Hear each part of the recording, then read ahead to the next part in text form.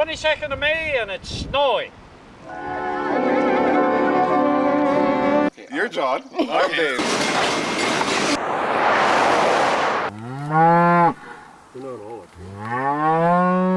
It's a nice and sunny day.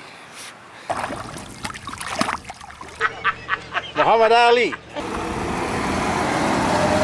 He's got a heart made of yellow barley straw.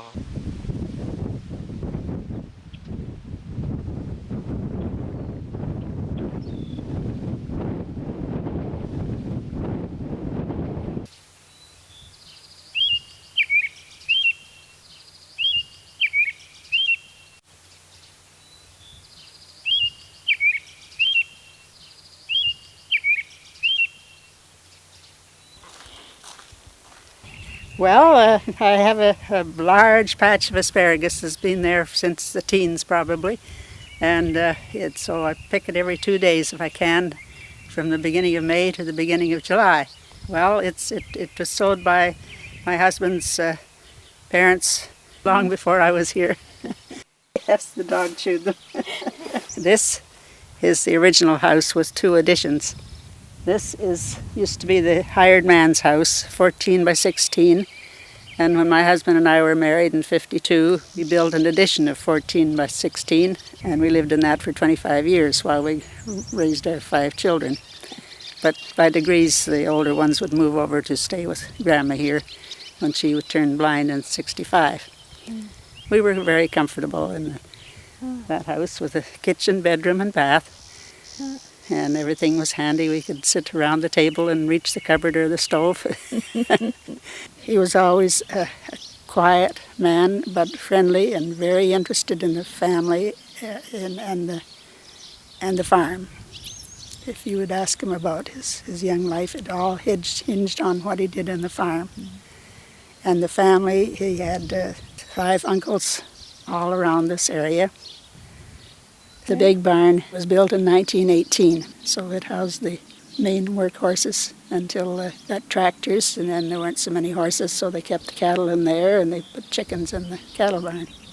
I can probably stand to have shoes now rather than the boots. I knew the grass would be wet going out there. Yeah.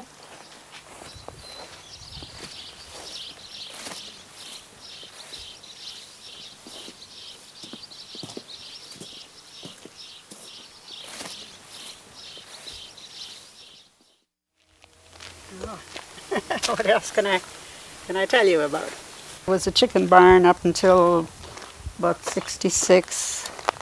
In the 90s, we got this bifold door.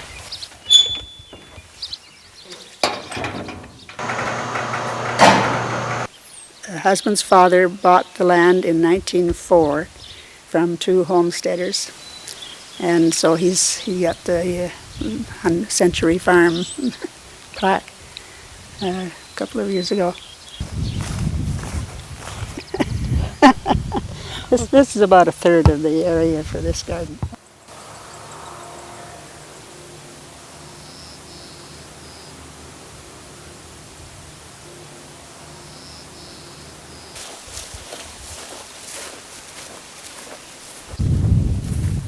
I have lettuce, radish, peas, onions, corn, Swiss chard, beans, beets, carrots. On the far side is only potatoes. Well, mostly I have enough carrots to last me through the year. I had to buy some this last week because I just had a short row. Mm-hmm. And then we have the asparagus all spring, and we have corn that's lasts for a month or so.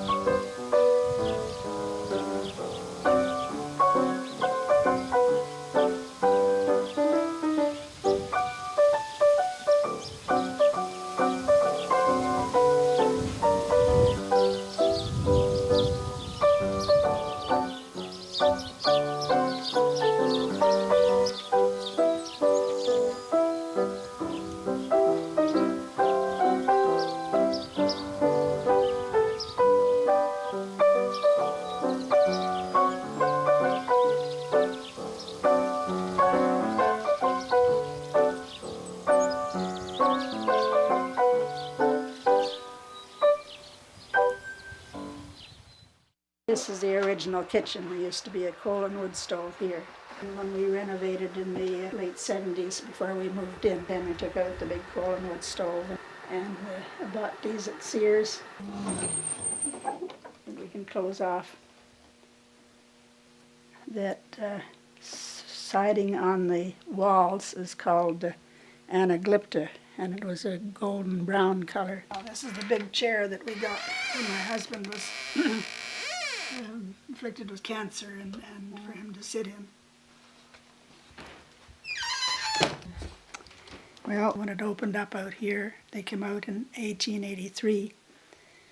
1882, they came to explore and to try.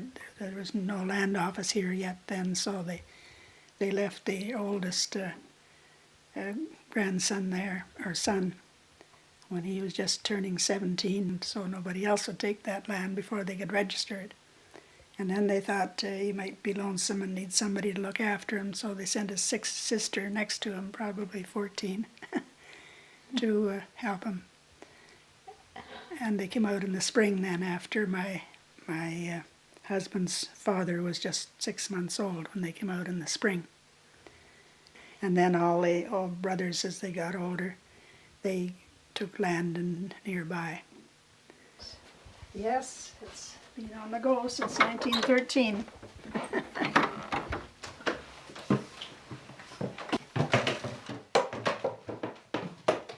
There's no heat and no radiator in here, so in the wintertime we'd have to leave the door open to get the heat from the hall. And then the Grandma and Grandpa's room, the first one, and then this was the boys' room later. And then for the new addition in 27. So they have a little broom closet in here, and a little linen closet in here, and then the spare room. We've had up to 17 in this house. We'd have 2 in each double bed and 2 in the mattress on the floor, or possibly even 3.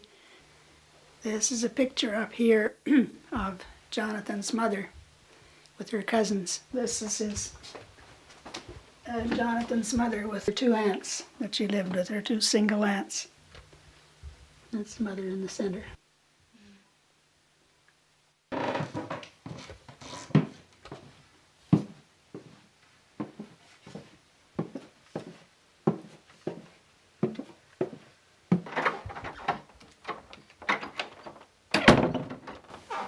Well, I happen to enjoy farming too. That's why I married a farmer. We appreciated friendliness and compassion, not being too much concerned with materialism. My mother and father-in-law gave them to us for a wedding present when we were married. We've had them covered 3 times now. I gave them each some samples of their grandma's painted china. These are some of the designs that she made. It's in the house, and when the children come on their holidays, then they can do things on it and send messages and play their games on it. With the wide windowsills, there's room for plants in the wintertime. I keep them alive. They're my babies. They're my family. Rooms on the top so I can see them.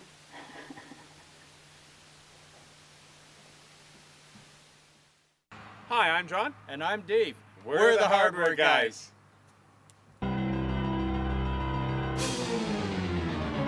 In a larger city, you see somebody for about 5 seconds and then he's gone from your life. And in a town such as Fort Qu'Appelle, every day I see somebody that I've grown up with or who has seen me growing up. And it's important to me because it gives me a sense that each one of those people has a part of me in them. You know, it's hard. It's tough to explain. Like, you know, an issue that may bother somebody here, in a larger city, may be like water off a duck's back kind of thing. It's but a very sense of communal feeling. Like you think nothing of going out and helping your neighbor or a person on the street to do whatever. A person's problems become your problem, especially if you've had some history with them or if you've grown up together. These are the people that I care about. and I want to make their lives as good as possible. Damn, that David can talk. Bye. This is all part of my children and grandchildren. We talk to our sisters so that we come at the same time. And it's a chance to visit each other and mom at the same time. And The younger ones yesterday morning we went out to the other garden, the fruit garden, where we'd had some limbs lopped off and waiting, so they hauled them all down here and put them by the fire pit. And I was able to make bonfires the last 2 nights. I love being at the farm. I just walk onto here and it just, the peacefulness of it just kind of soaks into me. We were planning on having the fish that were caught this morning and yesterday. Yeah, baby. Well, when there's a lot of cousins here, then it's really squished. But I don't know, it's okay. It's nice and quiet. Sometimes it's a little, yeah. It's quiet most of the time, and there's lots of flowers. tell them what you were doing with peonies yesterday. Making around the bonfire, we made a big long aisle. They were with playing the weddings. petals. I love it. It's a time to unplug. It's quiet. Sometimes you just sit and think of Grandpa working it with the horses. Now we take everything for granted, but before it was hard. Mostly we weed and do stuff in the garden and whatever we can do to help out. I love gardening, yeah. All of my daughters are gardeners, but the grandchildren are varying degrees. A number of them were weeding the asparagus yesterday into this morning. Saved me days and days of work.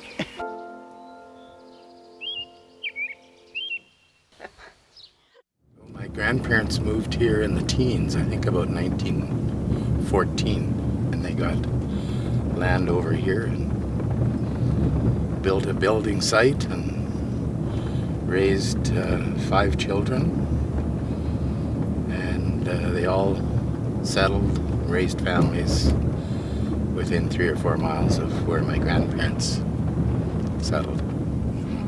Because they had a Caragana, quite a few Caraganas they had here. So they've just volunteered and suckered or whatever, so they're all over the place here now. But at the top of this hill is where their house was. Everything's gone. I think there's a few old thrashing machines over in the Caraganas there.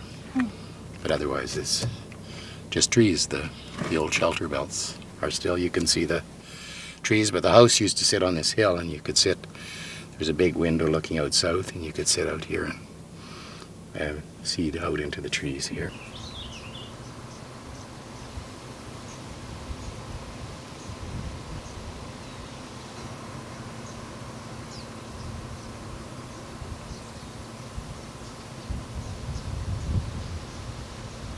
The Caraganas and the lilacs that we have around our garden at home came from here. I remember coming with my father and digging out Caraganas and little lilacs out of these hedges and taking them home and planting them. And so they're still growing there. We got married in November, and in the spring of '38 they moved to the farm that we farm now. And I grew up on that farm. I was gone. I worked away for 10 years, and then my father was ready to retire, and we wanted to come back. So we came and took over the farm, and he helped. And on our home half section, there's a small bluff. And when we were home in 1972, it was 2 years before we came back farming. Our firstborn, our daughter, was home with us, and she was just a year old. And my father took her down because there was 2 hawks nesting, and there were young hawks in the nest. And he took her down, took us all down with a ladder so we could see these hawks in this nest. And those hawks have stayed there so that when my daughter's son was a year old, there was not likely the same 2 hawks, but the hawks from the same family, I'm sure, were nesting there. So we took our grandson down to see that same nest, same bluff. So you get to know things about fields like that, besides the technical things, where the good part of the field is and where there's a certain kind of weed or where the gophers are driving you crazy and all those things.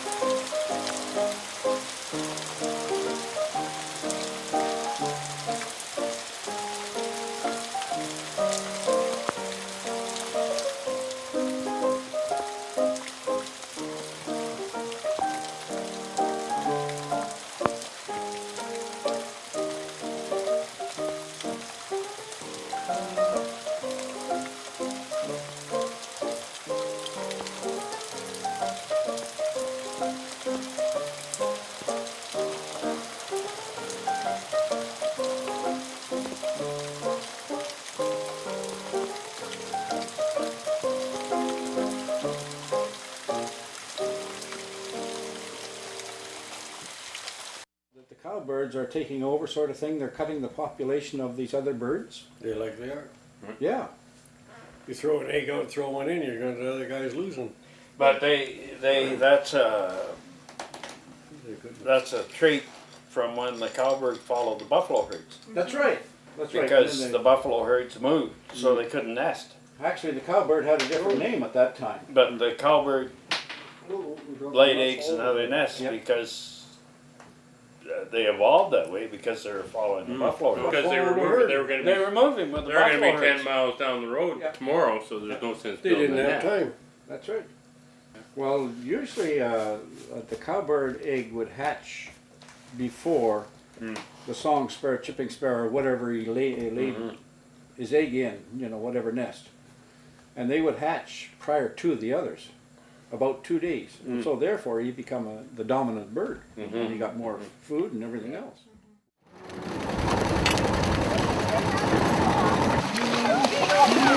Oh, that's good. You're doing good. That's good.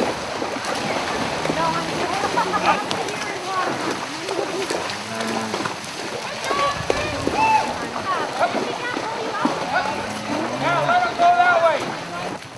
That's okay. That's good.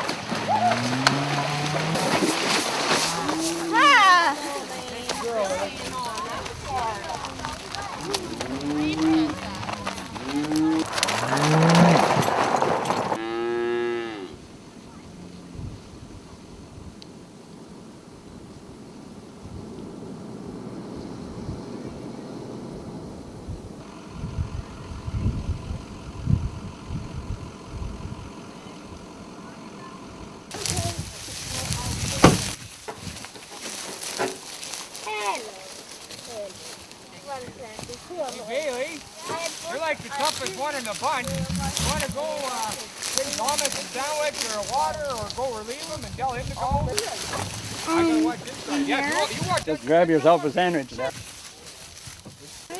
You want to get a sandwich? Do it, Donna. Okay.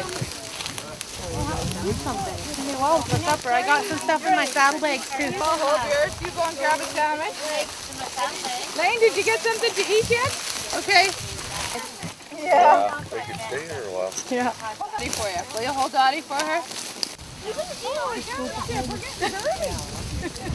Sweat, so is she sweating? Yeah.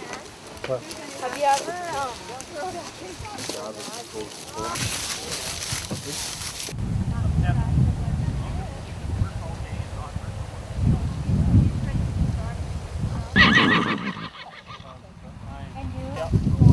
Here, why don't you try?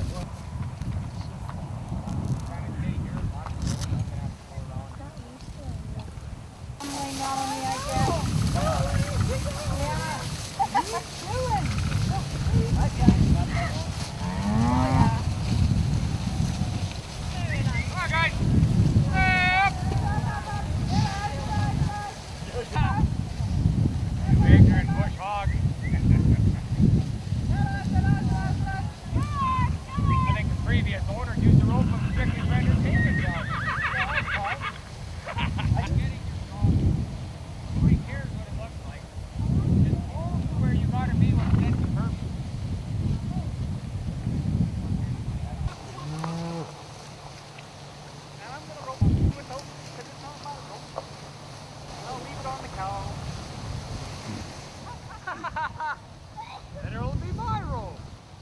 Now they have to go get it off. No. Hey, I'll just...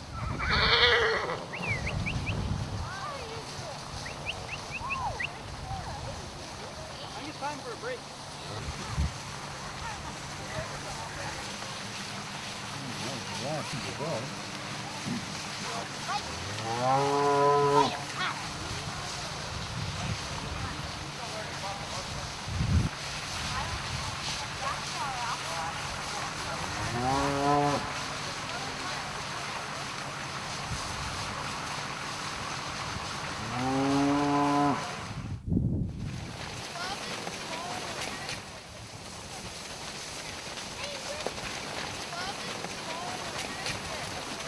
Vic, come on, get the hell out of here. Get.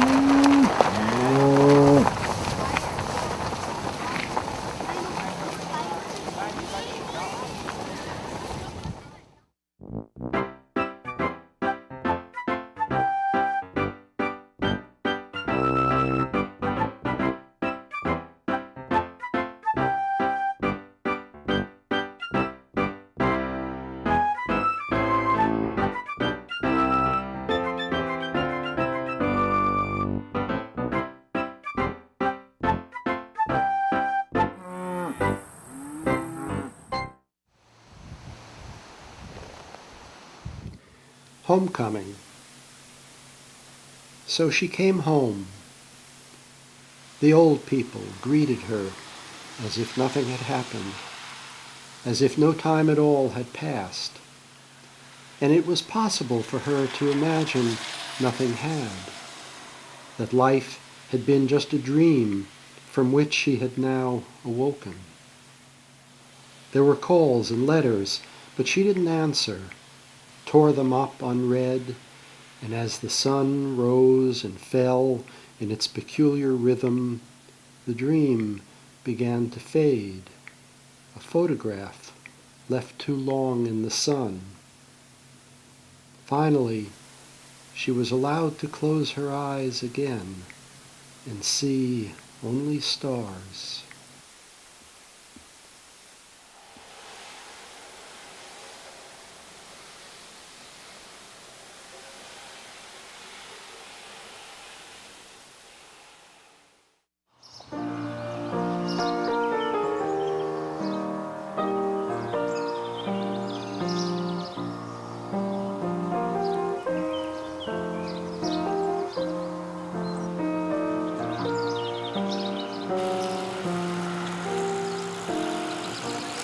Ooh, it's been hot, really hot.